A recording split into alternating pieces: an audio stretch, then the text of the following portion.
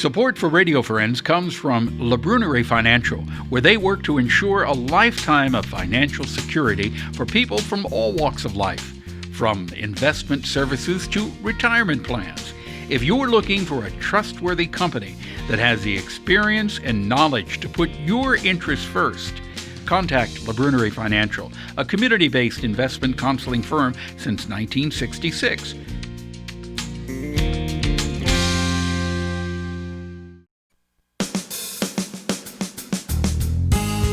Good morning and welcome to Radio Friends on Monday, July the 13th. It's a pleasure to have you with us today. And 7.5 feet away from me on the other part of the studio, I've got my friend Marilyn McLeod from the League of Women Voters. Good to see you again in person, Marilyn. Good to see you. Yeah. Always. You've got a lot to talk about today, right? I do. I'll talk fast. Okay. Of course, we're always concerned about voting in elections, and there's an election coming up on August 4th. It's a primary election, so people will need to choose a ballot. They can choose a party ballot or a nonpartisan one where they would only vote on the issue. The issues, right. Right. So they need to know that. They can vote absentee or what's called now for the next two elections, a mail ballot. But to request a mail ballot, they have a deadline of July 22nd. Okay, so you don't go down to the office anymore and vote if you want to vote absentee? You can still do that. You can do that, or you can request a mail-in ballot. Now, if you have a mail-in ballot, do you have to have it notarized? Depending upon your situation. And there's a whole list of reasons you don't need notary, but then you probably will need a notary. For example, if you're over 65, you will not need a notary. Okay. If you have certain health conditions, you will not need a notary. But it is an expanded version of mail ballots, but the mail ballots, which is different than absentee, have to be mailed. So you have to really watch the rules on this. Okay. But it does expand it a little bit so people have a little bit more options. That's good. And that will be available for the November 3rd election also. Yes, absolutely. All right. So you keep that in mind. There is no excuse for not voting. None whatsoever. Now, what else have you got? Okay. Well, the League of Women Voters is planning a few different things in July. Tomorrow, we'll have our Lunch and Learn. Of course, you'll be at home and watching on Zoom.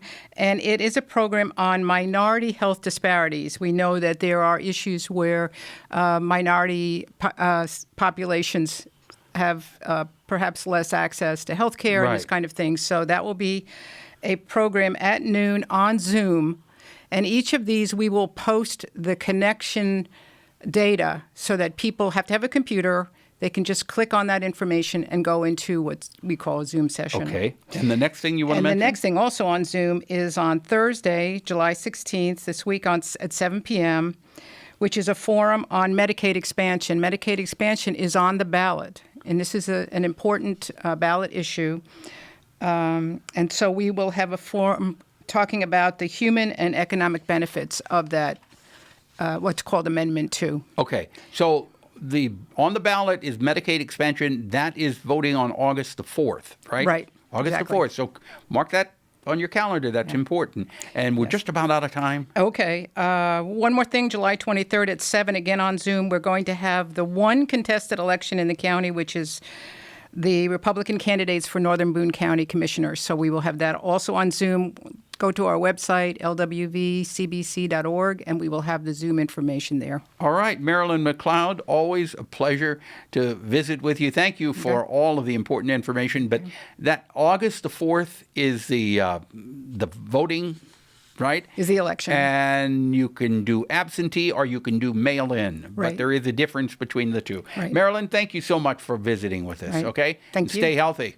You too. All right. Now we're going to talk about Safe Families for Children, the Bethany Christian Services. And I want to introduce you to Michele Towns and Lucy Bromer. It's a pleasure to have both of you here 7 feet away. Right? We'll get that clear. So tell me a little bit about the Bethany Christian Services. Well, we started in 2003. Dave Anderson out of Chicago started the organization. He had worked for the Children's Division and received many calls regarding parents that needed help with their children in a small crisis. Yeah. It wasn't abuse or neglect at that point, and so we are here to prevent any abuse and neglect.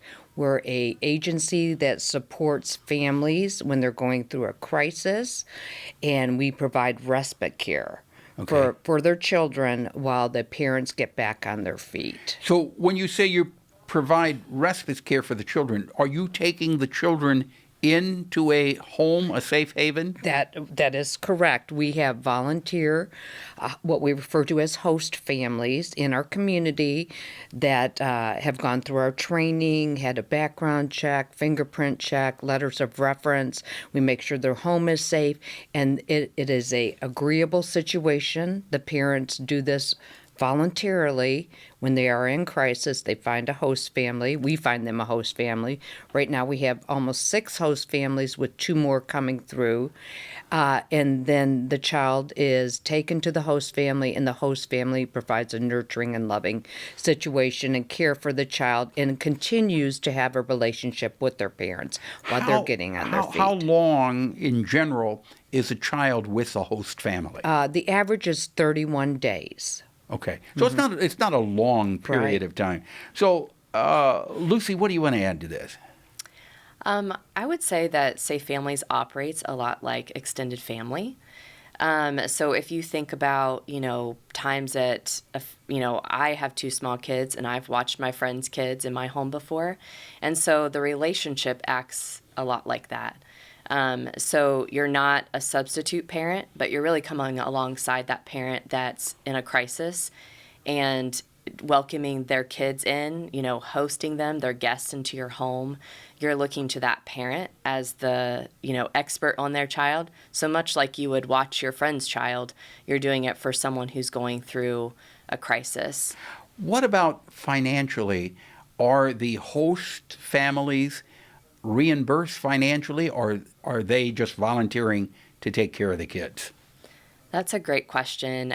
They are voluntarily taking the kids in, but since it is a ministry of the church, we do have a lot of wraparound supports that, the church really surrounds the host families.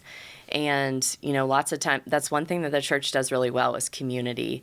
And so a host family might have a small group that just kind of pitches in and helps get them what they need. We also have some different supportive roles that their sole responsibility is to kind of help, provide resources, help bring meals, help provide babysitting, help with transportation, things like that. That's really very nice.